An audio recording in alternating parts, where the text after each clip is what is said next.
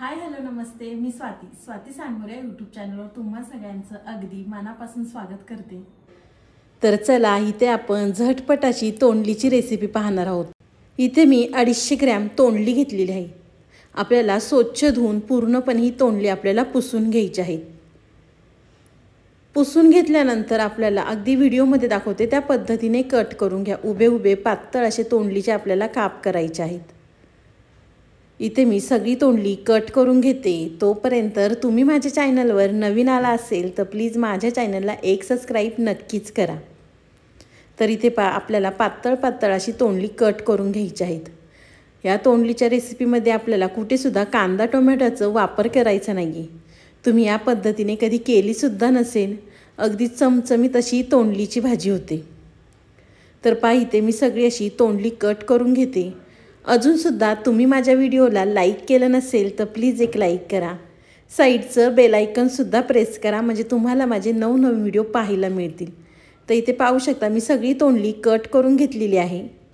एका साईडला कढई गरम करून घ्यायची आहे। कढईमध्ये आपल्याला गरजेनुसार तेल घालायचं आहे। इथे मी 1.5 चमचा तेल वापरलेलं आहे।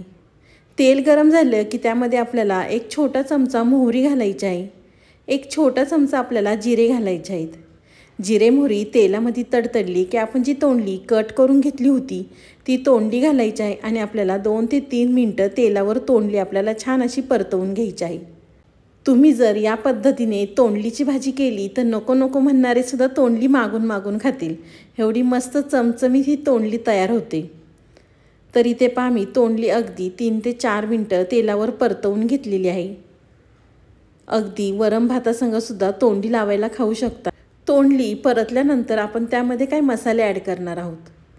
फार जास्त आपल्याला ह्या तोंडल्यामध्ये मसाल्यांचा वापर करायचा नाही आहे। इथे मी छोटा चमचा बेडगी मिरची पावडर, छोटा चमचा आपल्याला मिरची पावडर घालायची आहे। त्यानंतर आपल्याला छोटा चमचा धना पावडर घालायची आहे। अर्धा चमचा आपल्याला हळद घालायची आहे। चवीनुसार मीठ घालायचं आणि परत तोंडली आपल्याला व्यवस्थित परतवून घ्यायची आहे। अगदी ही तोंडलीची भाजी आपल्याला तेलावर शिजवायची आहे। अगदी चटपटीत ही तोंडली तेलावर शिजवली की खायला सुद्धा अगदी छान लागते। त्यामध्ये आपल्याला महत्त्वाचा जिन्नस घालायचा आहे, तो म्हणजे अगदी व्हिडिओच्या शेवटी, त्यामुळे व्हिडिओ संपूर्ण पहा। तर इथे पाहू शकता तुम्ही मी तेलावर तोंडली छान अगदी परतवून घेतलेली आहे।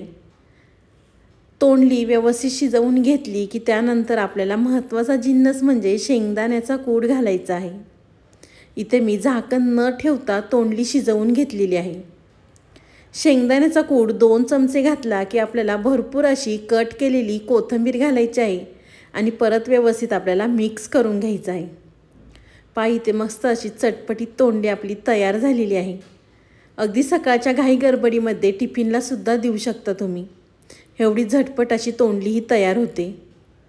तर तुम्हाला ही माझी आजची रेसिपी कशी वाटली ती मला नक्कीच कमेंट बॉक्समध्ये कळवा।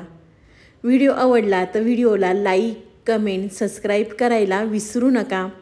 तुम्ही माझा व्हिडिओ कोणत्या शहरातनं किंवा कोणत्या गावातनं पाहता ते सुद्धा मला कमेंट बॉक्समध्ये नक्कीच कळवा। तुम्ही माझा पूर्ण व्हिडिओ पाहिल्याबद्दल थँक्यू सो मच। जाता जाता व्हिडिओसुद्धा शेअर करायला विसरू नका बरं का। तर चला पुन्हा भेटूया असाच एक नवीन व्हिडिओ घेऊन। तोपर्यंत बाय।